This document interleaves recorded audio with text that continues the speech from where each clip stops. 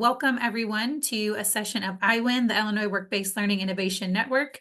Our session for today is about cultivating internal culture and regional systems for work-based learning, and really excited here for you all to hear from such a viable Valley View School District. They're going to be sharing with you about all of their amazing things, really three big new initiatives. If you all got the invite and saw this, they're doing a lot of internal work, thinking about forming a committee within their school, within their district, to really think about work-based learning opportunities and engage those teachers and counselors in this space.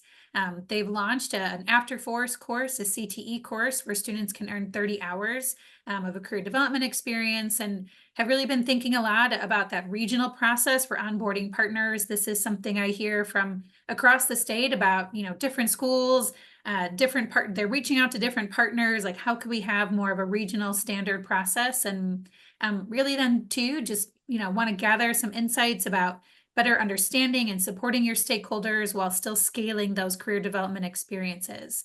And I do this often. I forget to introduce myself, but I'm Heather Penzak, Director of Innovation with Education System Center. I facilitate and really lead a lot of the work of IWIN and this Work-Based Learning Innovation Network, but really all the things that we're able to share and know and do is because of communities like Valley View, who come on and they share all kinds of stuff. I've gotten the sneak peek at the presentation for today, and there are a whole host of links in there. They really are giving you everything kind of behind the scenes of what it is that they do. So this recording, this presentation will be shared out, but please throughout the day, just ask questions and learn from them, and really use this time to ask those things that are top of mind for you when you're thinking about building internal systems, regional processes, and innovative ways to provide access and scale for your career development experiences. For those of you who may be joining IWIN for the first time, we are a free and open network all across the state of Illinois. We do have some national folks who will join us at times as well, but our piece is really highlighting and exploring those innovative models. So that's when, like today, we really have Valley View coming on to show how they're being innovative, how they're thinking intentionally about work-based learning. But a lot of this is about building connections across you all, right? So you'll learn from them today, and some of you might reach out to me for questions at times, but now you'll have others in your network who you can reach out to about things that might be top of mind for you. We've done luncheons. And if I mute you at all, it's just a noise thing. You are very welcome to come off mute and ask questions. We do want this to be a connection, community building. So use the chat, come off mute, ask your questions. I know especially today, your presenters are very, very open to that. But a lot of this too is, engaging in conversations about high quality, about access, about thinking about our historically marginalized learners. Who are those in your community who you really need to think intentionally and target your efforts towards getting them access to work-based learning all across the continuum. And in these conversations too, there's times when we think about needs for state policy changes or support systems that could be happening. So all that to say, we're doing a lot in this network. And if this is your first time here, welcome. We're excited to have you within the group. If you've been here since, October of 2020, when we first launched, or even across that timeline, just welcome back, and excited to engage here with Valley View. But with that, I'm going to stop my share. I'm going to let our presenters introduce themselves and get their screen up. And again, all kinds of stuff for you to learn today. Thank you so much, Heather. We are very excited to be here, but as you said, we are really wanting just to hear your thoughts and questions on things we're going to share. And I'm going to tell you struggles at times. And we are just very happy where we're headed and excited about the prospects for the future, without a doubt. So I'm Tammy. I'm the Director of Career and Technical Education. And I'm Dorletta.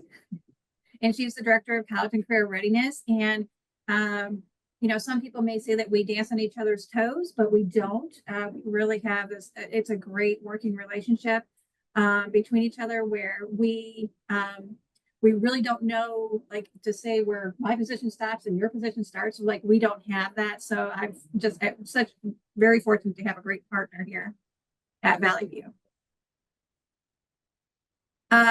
So like she said, we introduced 3 new initiatives and we are working towards building them. I've referred a lot to, we are going slow to go fast. I'm also referring to, been calling a year 0. And so just to let you know, I threw the link to our slide deck in the chat. So if you want to go ahead and grab it, please feel free to grab that. That's fine. And with this, I'm going to turn it over to Darlene. So in our work-based learning efforts, we wanted to give you a very quick view, kind of overall, how we have aligned with the efforts of our overall district. So Valley View, for those of you that don't know, is a pre-K through 12 plus district in Southwest suburban Chicago. We have 21 buildings, and we have 2 high schools, Romeoville High School and Bolingbrook High School. And when we kind of started this journey some years ago, we looked at where we aligned, and in our district, we kind of have these houses of where we saw ourselves working and developing our efforts. And so we had Ready to Learn, because as you all know, our students are not able to learn if they have basic needs that aren't being met, etc. So the Ready to Learn efforts that you see there are on the left side, and then extending the learning for those that need tutoring, of course, enrichment activities, quality childcare after school for our elementary students. And then where we fit in Ready for the Future. So within those career pathways and employment, our work-based learning efforts, whether CTE, which is our primary focus, but we really believe for our students to be ready for the future, they need these experiences to really help them confirm or to see that maybe what the career pathway that I was thinking about really isn't what I wanted. So we are in the Ready to Future section of our efforts. And you see there at the top, our goals are for every learner to include higher academic proficiencies, whole child wellness, higher attendance rates, and supported and connected families. So that's how we fit into our community schools efforts here at Valley View. So at Valley View, as many of you all have, it might be called a portrait of a graduate in your district, but here at Valley View, we called it Portrait of a Learner. And there are 4 competencies that we have identified for our students here at Valley View: being an adaptive learner, an effective communicator, an empathetic citizen, and a critical thinker. And what we have made it a habit to do is when we have different, whether it be teachers having lessons or us having presentations internally, we have been identifying which of these Portrait of a Learner competencies are being addressed, developed, etc. in that activity. And as you all know, work-based learning, CTE activities really cover, I would say, all of these Portrait of a Learner competencies.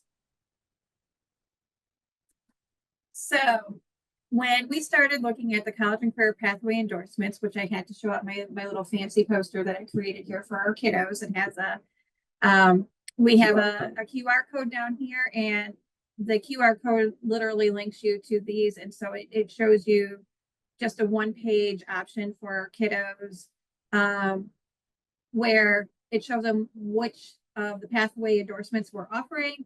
It shows them that they need 4 semesters or 2.0 total credits. And so it's like, it kind of gives them a grid of what they would need, and it's brass taxes, and it's a lot of information that when you're just introducing kids, it's overkill if you try to do too much, which is why, and I lost my, there it is. Okay.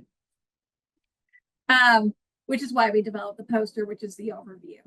But as we are working in this, not every student can take work-based learning. It's too difficult to fit into the schedule. We have a 7-period day, which 1 period is lunch, and a lot of our students do opt to not have lunch. We have a option for them to do a grab and go and take it to class with them.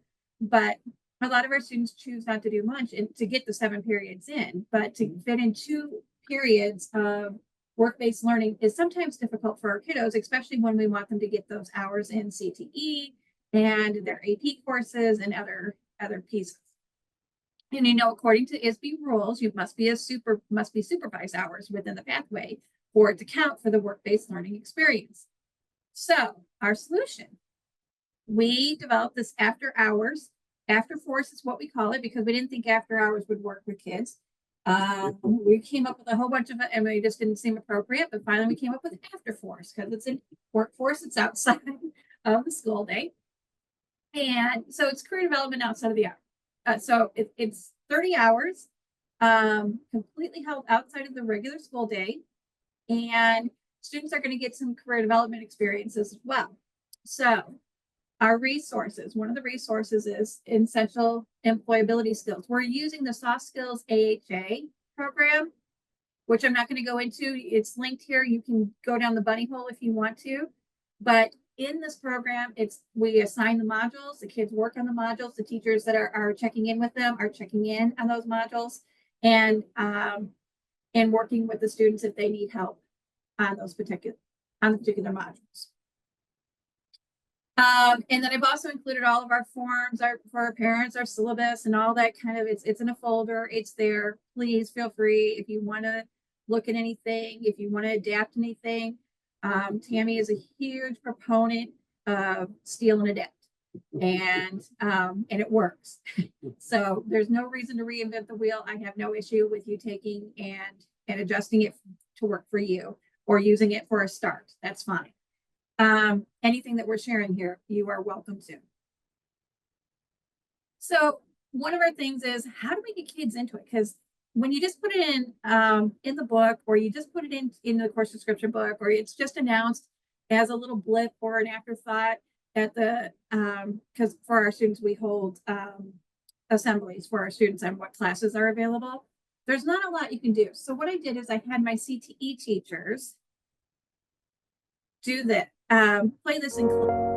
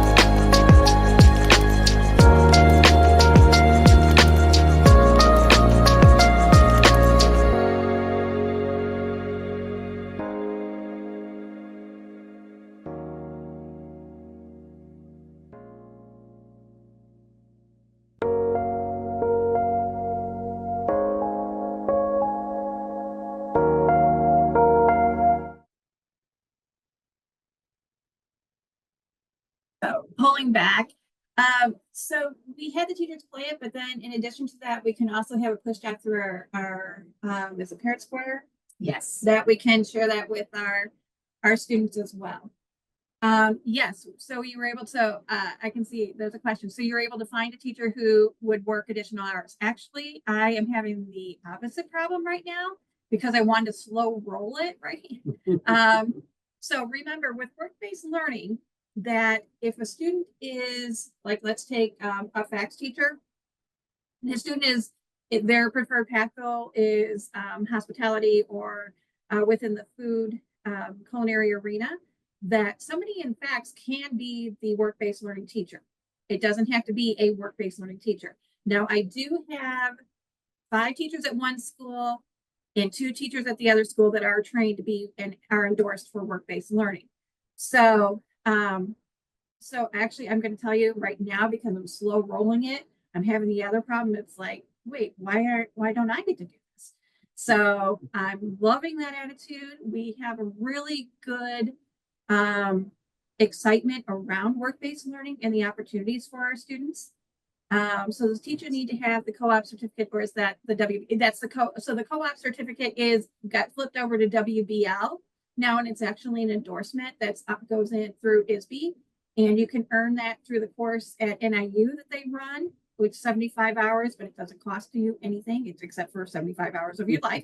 But they do give you the endorsement after you complete that class, which is awesome. I recommend anybody that's trying to build a work-based learning program to go and do it, even if you don't plan on using it and being a coordinator.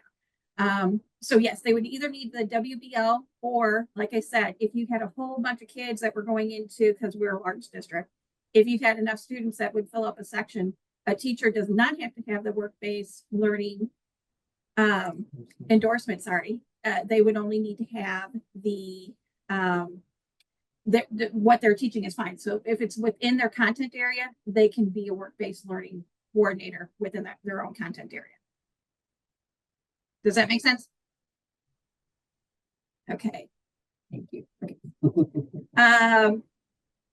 So question to the group, if you feel more comfortable putting in the chat, or if you want to unmute, that's fine, and answer. But what barriers have you encountered, and how did you overcome your barriers?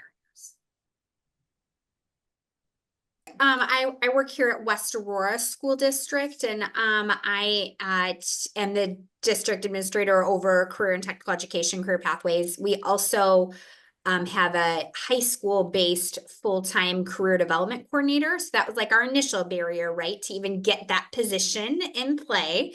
So this fall is her first time kind of being full-time in our college and career center, playing that career role as to maybe more of that traditional college role that used to be, that still is played in the college center. And so now, you know, I've kind of been beating the drum for, we just have to start somewhere, right? So we rolled out an internship course description through the course proposal process, got that through, got her full time. And you know what? We have 3,700 kids in our high school. I only have 20 interns right now, but we have to start somewhere, right? And so, you know, now that we're thinking about how we scale up for that next school year, how do we go from 20 kids to 35, 40, whatever that next metric could be? You know, I think it's trying to remain both general and specific. And what I mean by that is, you know, you have to give some guidance to the teachers of who to recommend for internship course. So generally, I probably need them to have 1 to 2 periods of early release.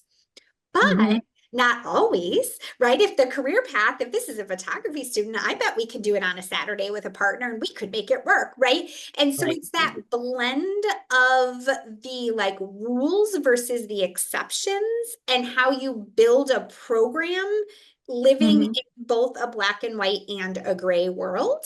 I think are some of like what we're just kind of working through right now. On our end. So, and then of course, always finding the partners, right? Like that always, I don't know about you ladies, but you know, let's say I sit down with 7 business partners over a course of however many a month, and you know, that's a lot of time. Maybe one of those 7 turns into something. So there is kind of that perseverance piece. And then for me, it's been educating kind of the higher level district personnel that that's the nature of the work. Like not every meeting becomes this fruitful, rich experience where they can place 30 to 40 kids. Like that's just not how this goes.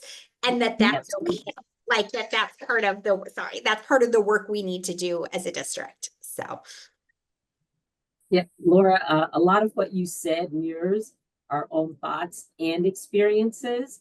And some of that is why Tammy came up with After Force. You gave the example of the photography student that needs that flexibility of time, and that can totally be accommodated and incorporated in that After Force course.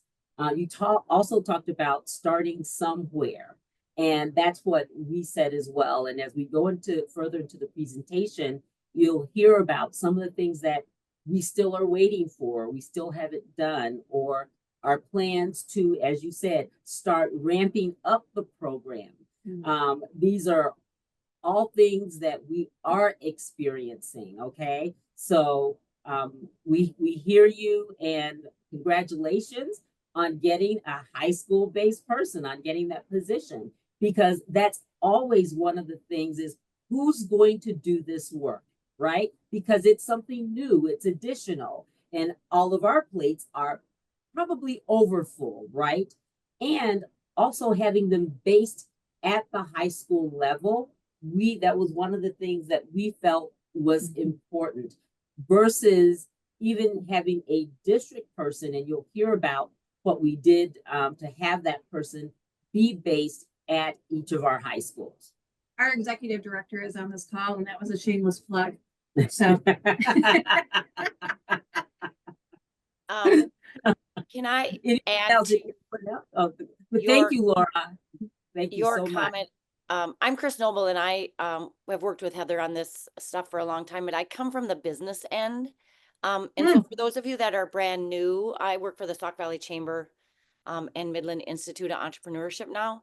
But if you're just starting this, and I like what you just said is like that school-based piece, but use your partners in business. And if you belong to or are in an area with a Chamber of Commerce, that's their job description, is to help their members connect with the community. Yeah, our And chamber is definitely like Exactly. super willing to participate in the work with us. Yeah. I think it's just now, I don't know if you ladies resonate with this, but having like the materials ready, right? Like what's the flyer look like that gets sent? What's the text of the email that goes out? Because we do, Chris, to your point, our chamber's fantastic. And so now it's about me being thoughtful. If they put out a blast, what goes in the blast, right? Yeah. And are those things prepared and ready and branded appropriate? Like all the things, like that stuff actually matters. And again, this is where I was like, we're doing this. And then we kind of got kids going before we had materials written. And so, we're just, what's the phrase, like building the plane while you fly it or whatever. I feel like that's the nature of this work. So And I think you have a good point, because the business community, and again, whether you're a small business owner and you own John's Pizza, or you are Walmart Distribution Center, or anywhere in between, what's the ask? And then make Yes. sure you have the right person. And so some of you are like, do I go through HR? Do they have their CFO? Is it their CEO? And the business community is still trying to navigate this, right? Because it's not been a long time. They've been super asked to be part of the conversation. So we are on our chamber end trying to prepare businesses better to ask questions of what's the ask. So they know, and what they're getting into. So it can be a really positive relationship from the start. And then the other thing I'll share is, so the business community, if that is not the person that's going to be working with the student, that in the business world, that person, let's say it's an area manager, or if they're doing an internship in welding, maybe that welding supervisor is who the kid's going to be working with. They need to be brought up to speed about what they're doing as well. So there's some internal things that the business community needs to know. And, Heather, that book that we created, like guides, that great guide of how to prepare a business about what's going to be expected of them, to make sure they know, because we want it to be impactful for the student and meaningful. Where is that And guide? also, Chris, mutually beneficial, so Yes. that the business understand what is the benefit to them as well. So that's part of when you're formulating the ask, of letting them know how it's going to benefit them as well. And where is this manual to be She's able to? linked, Heather linked it in the, and then Oh, we perfect. also, and we perfect. also added our own too. And to your point, the business community, I mean, it's future workforce is there, and we have to keep Yeah. reminding them that you're spending time with high school juniors and seniors or sophomores. These are your potential workforce, your potential mid-management, your potential successors. And that's kind of forward thinking for some businesses. But it's tying that together. Talent retention in your local communities, that's huge. So, how long is your class in after force? So we're running it a semester and it's not necessary, everything is done outside. So the students are, we have the teachers meet with the parents and the students and they sign off on some agreements. And then we have them go to, and then the kids go and they work and they have to have a minimum of 30 hours because of the ISB rules guarding pertaining to the pathway endorsement. We let them take it up to twice at this point. We don't know what's going to happen with that. Obviously, we can always flex on that and change. But our teachers are holding open Zooms to meet with them. They are working with them and they're assigning through the modules and making sure that they're keeping up with them. They're checking with them during the day. And then, of course, then they're also going to the site and working with the site manager as well. But it's a semester and it's a So- 0.5, and then they can take it twice. So they're not meeting in person. No, Okay, Everything that's what is I was after like, hours, asynchronous.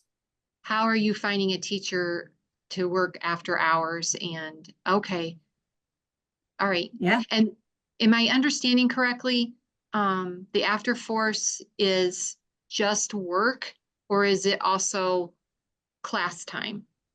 So the class time we're doing in the module, the soft skills AHA, and so there's modules that takes them through the employability skills and developing things like a resume and a pitch and a cover letter and things like that. So it takes them through all of that, but it's done asynchronously and the teacher is checking it.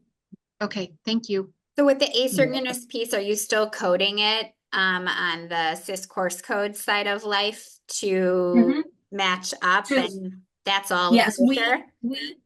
we have every pathway that we have open, we have that level 5 Yeah. work-based learning course that's attached to it. And so when the kids get in and we figure out what Yeah. pathway they're in, that's when we code them actually into the. Okay, that's what we do too. We put them in like a lump and then I code it on Yep, the at the end of the end. year, we code it out. Yep. Okay, but it's great to know that the asynchronous piece isn't a stumbling block for that system. no. Okay. Thank you. Yep. Okay. So one of the things, as we were in year 0, as Timmy would call it, or really That was getting -1. yeah, -1, you're right. Really starting to think about preparing, getting prepared for it. We thought about what are our challenges. We've talked about scale. We have 2 high schools. One has about 3,700 students. The other one has about 1,700 or so students. So these are large high schools. So it's not a situation where we have people that are going to be able to go and really be one-on-one to talk to students about this. We wanted to get stakeholder input. And when we said stakeholder, we mean our students, our teachers, our community partners. So it's not just within that CTE department. And then sharing resources. How are we going to do that? I think it was Laura or maybe it was Chris, who talked about the things, the different forms that we're going to need. How do we make sure that what we have is what we need, but it's not too much so that our partners feel that it is too much of a burden? And then how do we sustain it? If something happens to Tammy or myself, how do we make sure that this is going to continue beyond us, that the efforts do not stop because something, hopefully nothing happens to us, right? But that was really something that we thought about as we were getting ready to frame this. Okay. And then also in the resource sharing, we're not just talking about like the documents and things, but we're also talking about the actual partners, because in our region, we are so tight on top of each other that we will be sharing partners. There's no other way around it. And so we really wanted to come at this from, we brought in all of our partners and we meet with them about every other month from the various school districts, and to talk about how we're going to put this as a regional system, and we'll get a little bit more into it later. So I just want to add that piece to it. So we had a game plan and for sustainability. And so like she said, I'm not a spring chicken. I plan on retiring at some point. This is what I want my legacy to be. I really do. I would love for this to be my legacy, that we've developed a program that is sustained and continues after I'm gone. And so our first thing is we had to start educating administrators. I linked a slide deck in there, just an overview of what it is. There's a little breakout game for administrators to play and work through. Works really well. And then we also, and I'll let Dorletta talk a little bit about this, but the School Links module. So we switched over to School Links, which that has been Dorletta's baby. Albatross. I don't know. Can you tell me what you switched from? Naviance. There we are. And in School Links, you can purchase these additional models. There's a work-based learning module, there's a CCRI, there's a pathway, there's programs. So there's a whole bunch of different modules, and create these dashboards for our kiddos that we can say, hey, look, you've already done this and this. All you need to do is this to get your CCRI, or you just need to do this to get your pathway endorsement. And so it's a fantastic way of pulling all the data together, making it visible to the students and the counselors, teachers. Right. And Having a one-stop shop. Yeah. Yes. can I ask you, so I'm looking at these platforms too. I'm looking at School Links, Zello, a couple other things, and some of our schools are using Zello. Some of them are using, because I'm a career center, so we have everybody come. Okay. These schools come into us, and then somebody else is new in Naviance, and they're like, yeah, we're fine with it. But I myself really like School Links, and I don't know how I'm going to get them to change that. But what did you find that you liked better on School Links than Naviance? So when we were looking at what platform we were going to choose, one of the very important things was to have the different modules so that we could really create a one-stop shop for when people think of college and career, they think School Links at Valley View. So that was one. Number two, when we had students interact with School Links, and I would recommend getting that student voice, it was overwhelming as to School Links being more engaging, them able to really navigate it themselves. And that's one of the great benefits, because while we have things within the school day that students can complete, they can do it on their own at home. And we see that in our usage of students using it outside of school. So I would say, in order to get that shifted, to really get your students on it and to really get their voice. So I also noticed on School Links that they follow the PACE framework. And I really like that too. Mm-hmm. And they're a great partner. They follow the PACE framework, and then of course CCRI. And so being able to pull all of the data together from their course history, from their schedules, for them to project how they're going to be doing on the pathway endorsement, not only from the course side, but bringing in the work-based learning as well, and having it facing not only CTE teachers, our school counselors, all of our teachers, but as has been said, our community partners. Really, it was pretty overwhelming. So So did you ask School Links just to give you not a startup, but something so that the kids could work on it? yes, A we did. demo? Yes, we did. Okay. Kathy, Okay. I can just tell you, I explored with the school. My district's not ready to walk away from Naviance. We're pretty heavy a power school. And now that Naviance is like, I don't know that we'll ever be ready. But I needed something to manage work-based learning, and Naviance doesn't have that capability. So some of us in our region, including one of the career centers, including our EFE, we all now are getting a license to Job Ready WBL. I'll put it in the chat. It's $2,500 for the year. When I asked the School Links vendor about breaking out the work-based learning component only, he couldn't do it. So like for my district, it would have been $25,000. I can't buy a separate platform for that amount of money for a small use, obviously, but I can for 2,500. Oh, definitely. And so it's not going to do it. It's not a School Links competitor. Like it's just managing work-based learning. But if Okay. you need a tool, some of us in our region are just getting onboarded with it now. Everything we saw looked really good. So I'll put it in the chat for you to see. So Thank you.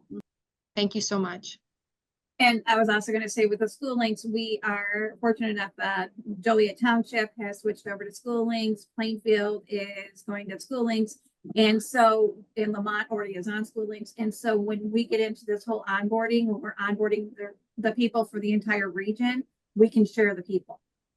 And that's why School Links is fantastic, is because when they onboard with us, all they have to do is click Lamont, JT, Plainfield, and boom. Lockport, yes. Lockport, yeah, and boom, they're into their system as well. Well, and I also like it because after they graduate, I'm pretty sure it was Yes. School Links that said that they as long as the student Lifetime has, account. yes, and Yes. that's huge. Yes. Yeah, having the alumni lifetime account is another feature that Yes. will allow us to stay in contact with our alumni as well. And other things because we also have National Student Clearinghouse integrated. So, yes. All right. So moving on with their plan, we did hire a consultant to help us. The consultant, it's not, I don't think this is the actual contract, but it does lay out what we asked for our consultant to do in our plan to working with a consultant. We defined the work-based learning roles as far as like what we would do, what the consultant would do, what our site coordinators would do, and what our committee, or we call them ambassadors, work-based learning ambassadors. And I just wanted to share this with you real quick. So everybody has a tag that is part of this committee, that they are an ambassador for work-based learning. And so they are working within their own departments and sharing out information and training their people and talking to them. And so we're getting the buzz out there for work-based learning and the importance of work-based learning. And what work-based learning even is. Yeah. And what does that have to do with me as a classroom teacher? And that was one of the big things that we wanted to do, was to make sure that we were able to take it outside of just CTE and school counselors and to involve the larger school community. And there are also great resources as well, as we, look for job shadowing, as we look for potential internships and things like that. Having those ambassadors be able to talk about these efforts and how other classroom teachers play a part is an important part of our strategy. Okay.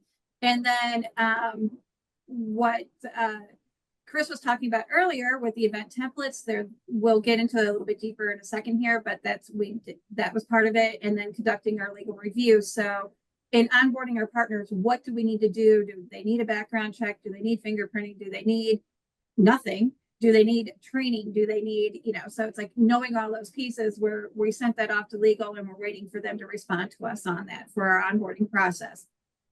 So, so going into next semester, next year, we are continuing our education of staff and students. So we've developed our work-based learning committee and our ambassadors, and we're training them, and then they're going off and working within their departments and within their schools to continue and educate everybody around them about what work-based learning is. We're determining our business partner tiers, and I think that's going to be a little bit later, so I'm not going to pop that quite yet. and then developing our onboarding process. So this whole regional aspect, like I said, we have 23 schools within the Trees region, and it's our EFE. And we have three big schools, and I'm going to say 2 more schools that are pretty powerful. So it's like 5 of actually no, 5 districts, not schools in the area. And then we have these schools that don't have, like they may have one person as their entire CTE department because it's such a small school, 150 in the entire school. So my thought was, if we work and develop it and just give it to them, then that's going to help them along with this process as well. So everything that we're doing, like, and we don't want to overtax our business partners. If we invite them to an advisory committee, we want one advisory committee for the entire region. If we, not several of them. We want, I'm sorry, I'm missing whatever's in the chat. And if we want, if we're going to do onboarding, like with our larger partners, because we have, yes, that we already shared the deck with earlier, if up in the chat. And Heather, if you want to copy and paste that link, that'd be great. We want to make sure that everybody is involved and that we're sharing our partners and we're not overtaxing our partners, because if they have to onboard with us and onboard with Plainfield and onboard with JT and onboard with Lockport and Lamont, that's too much to ask of a partner. We want to onboard once. You're done for our area. We share our background check. We share our fingerprint check, and we send that to whatever other school they're working with, so we have access to it. And so that was a big part of it. We just don't want to overtax our partners. Okay, and then Joletta. And then we wanted to have a resource repository. And this is creating a database for our region. And the way that we organized it was the work-based learning continuum. And so starting from those things that are easier or more at the beginning part of the work-based learning journey, along with LinkedIn guides, documents, etc., for each of these items. So the first area, of course, is career awareness. Go ahead. You want to say something? No. And so you can see, go up to the top for me. So this is if you, as a classroom teacher, want to have a guest speaker, if someone wants to have a guest speaker.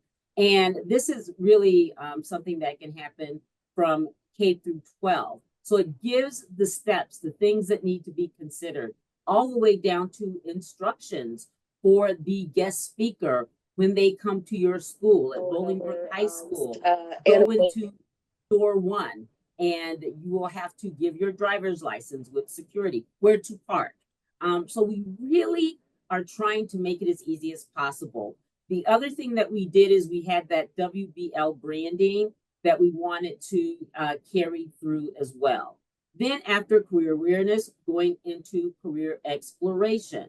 And then, of course, career preparation.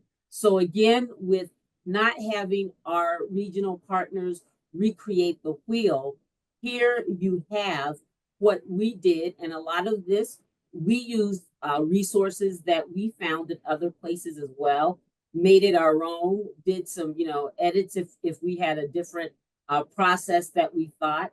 But we felt that not only did this help really show what the work-based learning continuum was, but to give all of the resources that would be needed in doing that experience. And then the work-based learning committee. And so at that very first meeting, we not only had the work-based learning committee, which was comprised of teachers. I forget how many departments we have teachers from. And what we did is we just put out an open call to both high schools and asked who wanted to be a part of the work-based learning committee. We had them answer a couple of questions, and then we collected them and selected the members of the committee. We were so pleasantly surprised to find that we had teachers from science, special ed, social worker, school counselor, CTE, social studies. And that was exactly what we wanted, was to have a variety of members who could go back to their respective departments and be our work-based learning ambassadors.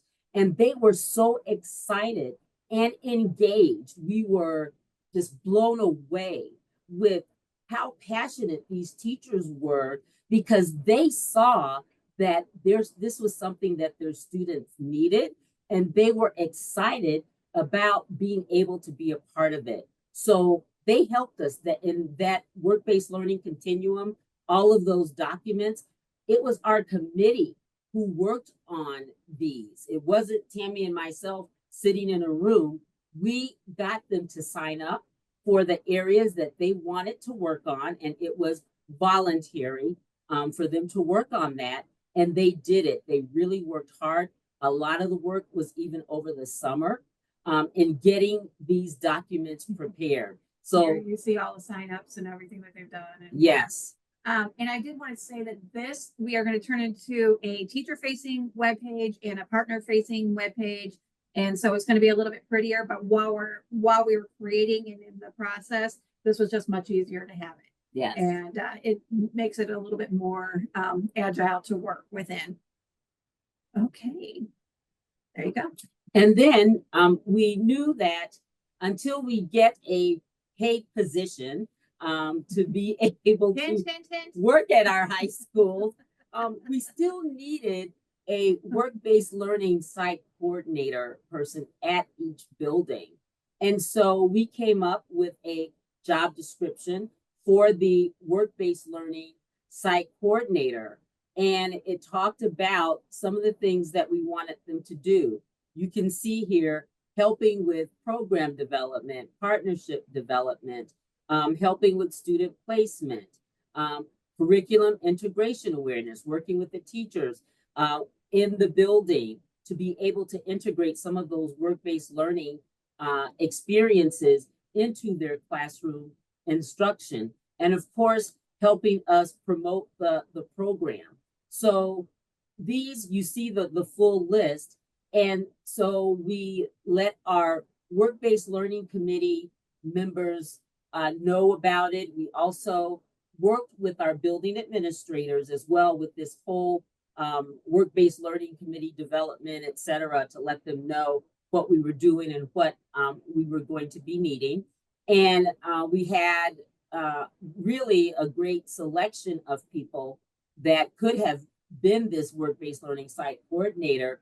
And we ended up with 2 at one high school, at Bolingbrook High School, and then 1 at Romeoville High School. And these are teachers that really have already been helping students with getting internships and jobs and things like that.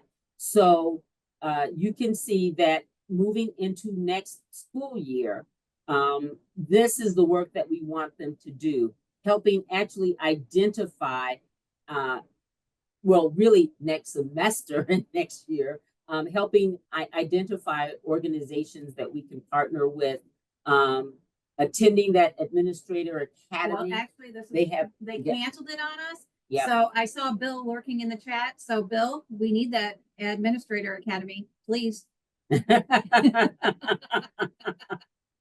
And supporting the training and the onboarding protocol documents and training is right where we're at right now with doing a lot of work with that. Of course, we talked about working with our lawyers. We haven't gotten back their feedback and approval, and we knew like, okay, we can't stop.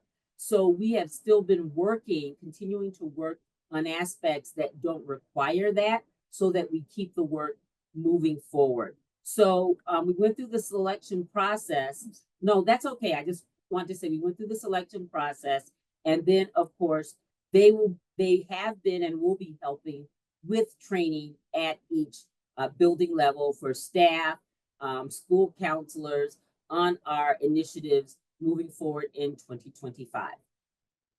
And then I did see in the chat, somebody's asking about the EMT track, and we are fortunate enough that we belong to the Wilco Area Career Center. Dr. Elizabeth Kaufman, I think she's on here. Anyway, she rocks, and she has helped us develop our pathway endorsements. And so we are just so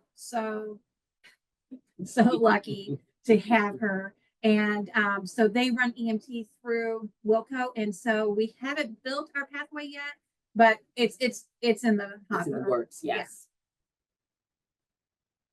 So looking at our business partner integration, and this is one of the things that we've been working on, is what we wanted to do is when we have a potential partner, we want it to be able to have a tiered offering so that if it's just a partner that they just want to provide some guest speakers or to participate in a career fair or to do informational interviews, that we have a process for that, and that is within our bronze level partnership. I just want to say we stole this from Terry Terry Stroh, Stroh. And yes. Northern Kane. Just want to let you know, full credit to Terry Stroh. And then we, of course, as Tammy does with everything, she steals and adapts. Yeah. So Yeah, Terry's been great with sharing, and that we loved that concept of different levels, because we've sat and discussed, okay, when we have a potential partner, what is going to be the process? Because it might be one of our work-based learning liaisons. It might be one of us. It might be someone on the work-based learning committee. And we want to make it streamlined to be so that everyone is on the same page. not only that, remember, we're also working with this from a regional level. So when we onboard them here in Valley View, Plainfield knows they're good to go, or in the vice versa. So that's been one of our biggest things that we've really, and why we've taken and we kind of backed off a year to slow to go fast.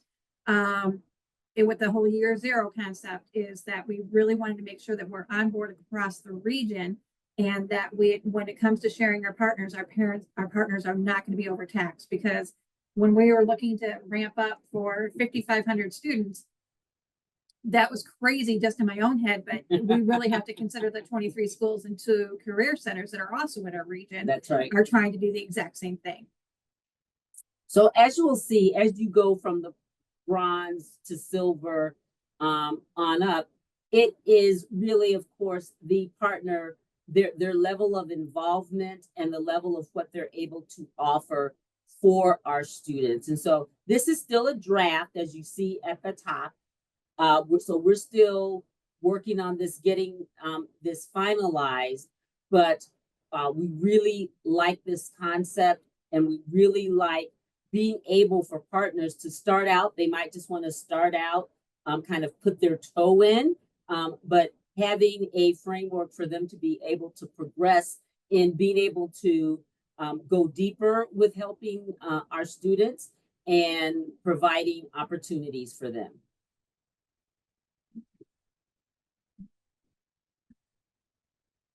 Partner engagement. So this is where we're at. This is our next steps. We're ready to start inviting our partners once we get the approval from legal. We're getting close. And so and I also wanted to put in at the same time, doesn't mean that we haven't been doing some things, because we've been doing things and we've continued with things that have already been in the hopper. We're putting them in. We and my site coordinators are putting it into school links, all the different activities that they're doing. So, I mean, it's getting noted and credited, but eventually this is going to become a system where it's less on us doing the work and more that it's just out there. This is how you do this process. Because the beauty of it is, if I'm a classroom teacher and I have a guest speaker, in School Links, everything is rostered, not only by class, but also by activity. So if I have a classroom speaker, and I can take my roster and put them into that experience, and they get the credit for that in School Links.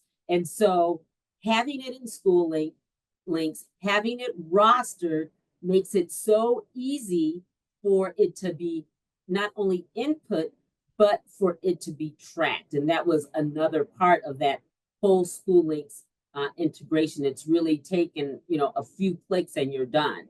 If we have a partner who is hosting a student for their work-based learning experience, which we do have now, having them verify, confirm hours is they receive an email, they click, and it comes back to School Links approved.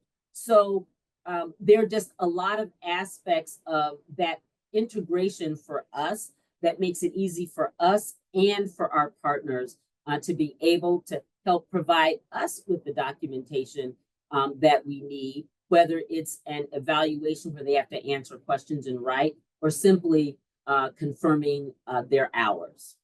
Okay, there's a question in the chat about legal. So they're checking with our onboarding process. So they're going to see like these events and what these events that, like for example, in these events, the business partner is not going to be alone with their kids. Let's just be direct on that.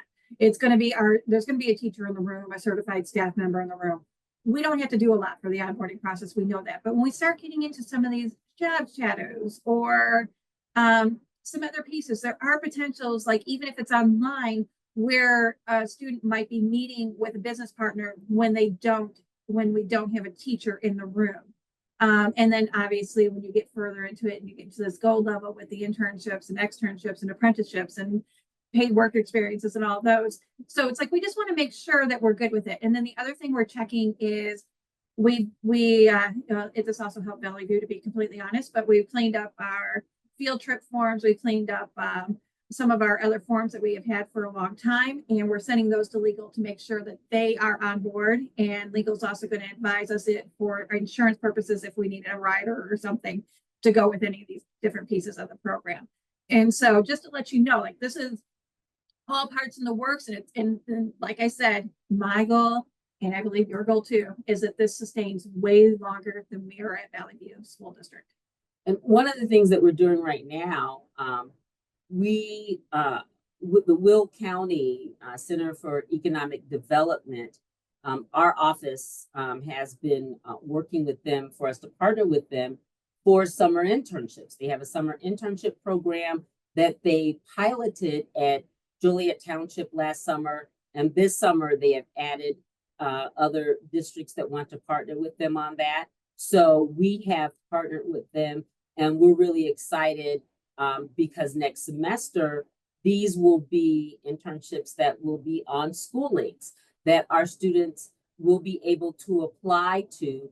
And we also have a plan in a flipped learning environment to make sure that our students are ready as far as their cover letter, resume, being able to interview, etc., so that they are able to put their best foot forward. So these are the things, when we think of our different stakeholders, we want our students to be ready, not just to use the system, but to be ready to do their best and present their best. And as they are learning the Portrait of a Learner competencies, not only learning them, but using them in a real world environment. We have included our community college partners to the point where, yes, there are some advisory boards regional advisory boards that they do run that we are a part of. However, they don't seem to be touching everything that we need yet. And so while we're kind of waiting on that, or we haven't been invited to the table, we're building up where they're missing. And then the other piece that I was going to share is our chambers of commerce. We have two of them because we have Romeoville and Bolingbrook. We have programs through both of the chambers right now, which of course we are continuing. We've had them running. They're continuing to run, and they are kind of a lunch and learn series that they do with the kiddos. And the Bolingbrook Chamber has been amazing. They have the kids come in for lunch. They have scholarships. They do a whole bunch of things for our kiddos. So there's a question about after force, which we're almost out of time. 1 minute. Okay. So after force, this is our first year in it, and we have 12 at one school and I think 8 at the other school. I purposely kept it small. I just want to let you guys know that. Next year, we are anticipating having 150 at one school and probably 75 at the other school, just to let you know, like, it's going to ramp up fast, but I purposely, like, I know I'm so bad about this. I go slow to go fast. I want to make sure that we're doing it well, and then we let it go. So.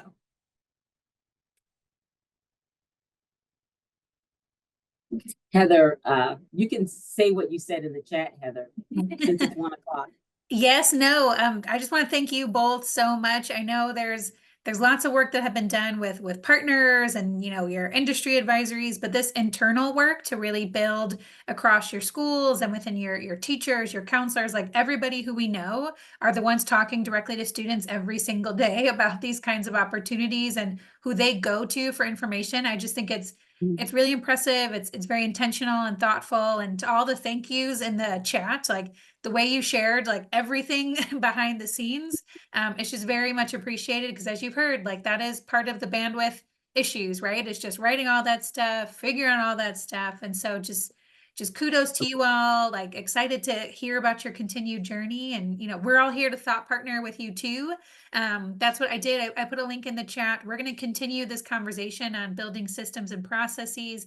You won't get the fabulous privilege of hearing from Tammy and Dorletta in a presentation at that point, but it's a time for us, to think about what was shared here. Like maybe you spend some time within your own schools, districts, communities, like thinking about what you heard and what that might look like, and just come to that time so we don't have to stop the conversation here, but we can really keep talking as a group. That'll be very informal, just note taking.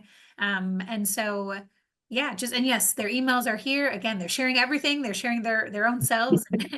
What's the word I want to say? Like they'll thought partner with you, right? Please. They're absolutely wonderful. I know we're always asking questions of each other and just appreciate all that you all do for students in your community. And I want you to know that's a superintendent thing, an assistant superintendent thing in our district, that we do work and partner with other schools. And Yes. if you have questions of us, that we are open and our time is free to give to other school districts. So we learn from each other. We do 100%. And so they're very much on community. Thank you, everyone. Yes, thank you all so much. I will be following up with the recording presentation. And again, our last IWIN of 2024 will be that roundtable, but lots of other ways to stay engaged, and we'll get our winter spring series out soon here. But thank you again, Tammy and Dorletta and Adam. I can say 100%, right? But just thank you all so much again for everything. Thank you all for joining, and have a wonderful rest of your day. Thank you. Okay, we'll stick for a few minutes if somebody has any questions. So. I do, Dorletta. Hi, Amy. How are you? For anyone, I've known Dorletta for probably 15 years now, so it's always good to run into you in these Zoom rooms. We should probably make it a real room soon, sometime. Yes. But I do want to ask, to my question, because I work at College of DuPage, and I feel like I know what role we should play in all of this, but I'm still curious to hear everybody else what role their community colleges are playing or should be playing, or you would be ideal as a partner leader in the space. Yeah, I saw you two look at each other. I don't know what it means, but I saw it. What our dream would be is that the college would choose 2 or 3 pathways, and we would work on it each year to build it, and building that the 6 hours of dual credit, yes, along with what we're putting into it, that would allow us this opportunity to build the courses that we would need to feed into that program. Obviously not cutting out our career center, because in Valley View, it very much is, you start at Valley View, go to the career center, and then onto JJC. So that is 100% like our plan, and what we like. Every good pathway that I feel really good about, we've done that. So that, and then within that pathway, offer us a seat at the table for the advisory committee, so that we don't have to have a separate one. So like we're all on the same advisory committee, we're all talking to the same businesses, we're all our business partners. And so and I would really love that they would just take 2 or 3 like different rounds and let us work on 2 or 3 and just work on building that and doing a year 0 and then continuing with the advisory committees and onboarding. So if we want to work together as partners for the vision of what work-based learning is, what dual credit is, right? So that we can build those things together. And as Tammy has said, the reason that we have the number of college career pathway endorsements that we have is due to the partnerships that we have with Wilco and JJC. So it's been going, and we're continuing to try to expand what we're doing and working together, because it's regional, and because it's regional, it's going to involve our local community college by default. Mhm. Does that help, Amy? Yeah. And who, who is responsible for that at JJC? Like, who do you interface with most? Well, we have the Office of Dual Credit, but there is I'm trying to remember, she is a senior director, I believe, is the position that's over that. It used to be a dean, but now I think it's a senior director. She's new, she's coming on, and I really feel like hopefully she's going to pick up this torch and move forward with it, but it would be her, because she'd be connecting the liaison with the deans and connecting us with the deans to make it happen and getting us to the table. And so that's who I would think would be, is whoever sits over your Office of Dual Credit.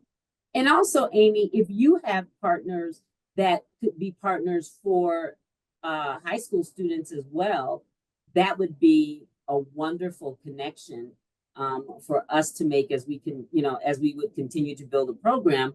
We'd love to have that, because we know that students at the community college level, they do internships and, work-based experiences as well. Yeah.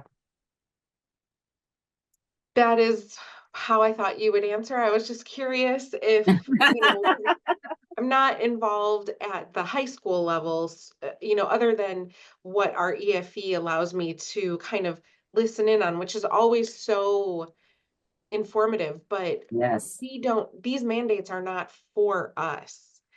So we are, I think, just trying to find where we can best fit in. Team-based challenges is the other place. Yes. We haven't mentioned. Yeah, that's on my list too. Yeah. Okay. Yeah. But continue to make yourself a part of it, of being an advocate. Yeah. For that. I think that's important to have those people within the community college. Well, kudos to all your work. It looks very organized and very crisp, sharp. It looks really nice. It took a lot of work from a lot of people to do that. As we said, we have a whole committee behind us. And that has really been beautiful, because you get the different perspectives, the different knowledge bases, and that has been extremely beneficial in getting this work done. And we also have Dr. Elizabeth Kaufman from WOCO in our back pocket, so that helps too. Incredibly. But I will say a lot of what this came from, and it was a previous iWin presentation from, was it Santa Clara out in California? The mentorship program. Yes, that probably was like one of the biggest, okay, I'm going to steal this piece of this and this piece of that. Yes. That really helped me. And then of course, then the WBL class.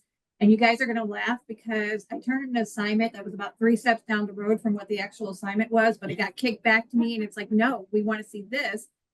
And while I was angry at first, I'm going to tell you, it was the best thing that ever happened to me and this whole program, was kicking that one WBL piece back to me.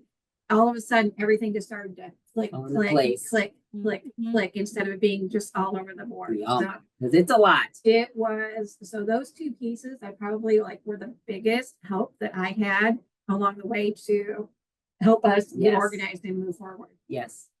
Well, that we had a lot of support from up above. Yes, absolutely. And that has been important too, of having our bosses support and being able to bring our building administrators along with their knowledge and understanding of what we're trying to do, so that when we put out a call for work-based learning committee members, they understand it and are supportive of those efforts.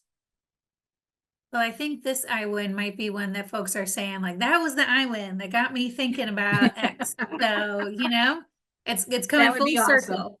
Yes, that'd be wonderful. We've been there. Yeah. Thank you, Heather, for the opportunity. No, thank you all so much for sharing. And again, please all who hung on here, reach out, ask questions. we'll continue this conversation in December, right? If keep reflecting and thinking, have some conversations back with your communities and, you know, the systems and processes, it's a big piece of this all, right? You can design and some really Huge. cool experiences, but if there aren't systems and processes in place that all of your stakeholders, you know, are engaged in and understand and feel value in, right? Like it's always going to be these ad Yes. hoc things and very much to your point about how does this live on beyond us? It's not Tammy and Dorletta specific. It's CTE director, college and career readiness director. It's school specific. It's role. It's Yes. school. It's not that individual player. Because Right, yeah. we've all seen that, right? You have your one advocate, and then the advocate leaves, and now I guess we're not doing that anymore. Yep. So just appreciate that messaging too. All right.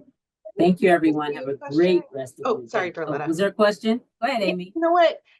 So this is sort of a vague question, I know, but my role at College of DuPage is to connect our CTE programs where we have mutual programs at the high school to basically build out a program of study and get that approved by the ICCB. Mhm. And Mhm. I look at the program of study as a natural tack on, an addition, or I should say maybe expansion of the CCPE, where it's, you know, ninth grade to industry recognized credential. But I don't ever hear about programs of study in trainings or forums or anything. And so they're treated very separately, at least in our region, where we do it because we know if we want to use Perkins funding, we have to have approved programs of study in that program. And some of them were very easy. We just we didn't even have to really partner with the EFE. We just filled out all the paperwork, added the course sequence, and boom, now we have a program of study, but it doesn't go anywhere. It doesn't, you know, the high schools aren't interested really in promoting a program of study because they are busy building, you know, rightfully so, not interested because they're busy building their CCPEs, and that is what they will promote. So I'm just curious, the people in the room, and, you know, Heather, what your experience has been with at the community college level, us having to do programs of study with the ICCB being separate from the CCPEs with ISB, and where there is a natural crossover, are you seeing those relationships happen? Or I guess, what are you seeing?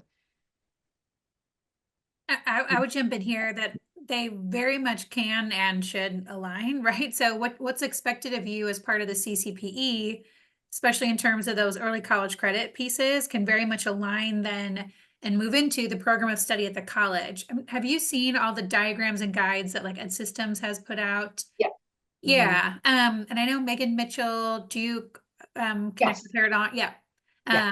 Is doing a lot of kind of, you know, community-based like guidance and training on those pieces, but there's no reason. So like if you look at the component parts of the CCPE, like those are the same component parts that are in a program of study, right? So Yes. if you're designing this collaboratively as a high school and a community college, then you should be addressing both. And it shouldn't feel that you're doing duplicative or extra efforts. Like they should all be aligned. And so I think that's just, you know, getting your partners to the table to say, okay, what do we have to do as part of the CCPE? What do we have to do as part of this program of study?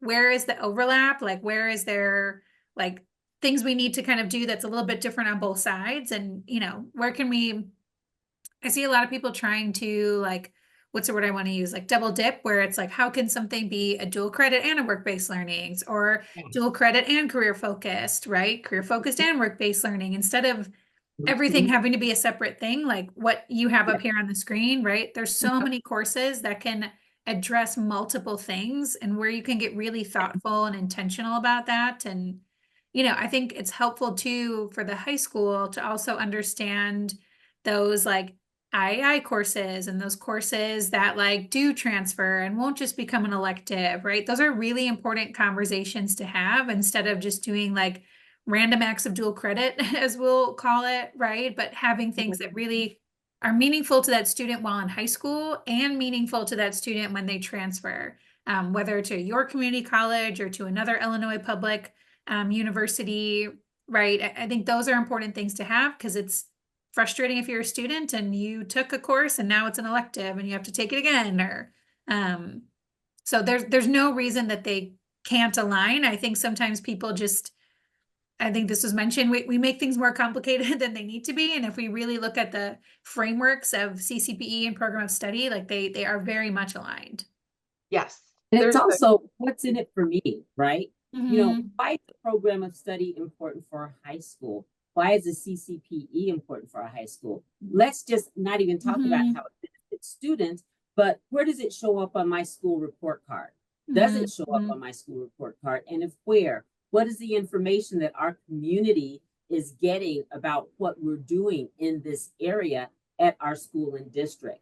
So absolutely, those programs of study are a critical part of the CCPE, and we measure not only the number of students that receive that CCPE, that endorsement, but how many finish the program of study.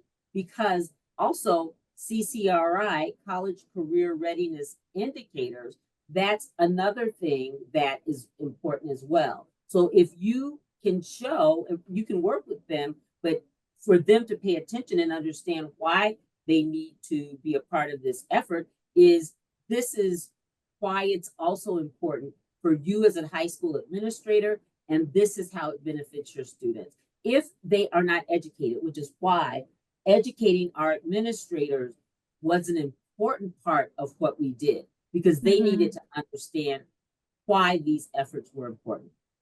And when they started demanding information from us and wanting some products from us, you know, as far as marketing pieces and things like that, Yes. wow, the whole world just shifted. Right.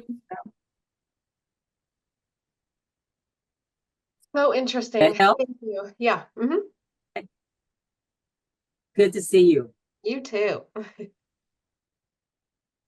All right. Thank you all. Thank I'm you. glad we got into some really fabulous questions here, and I love it. I love when people are like asking stuff and we're engaging. So this was awesome. Absolutely. Thank you, thank you, thank you.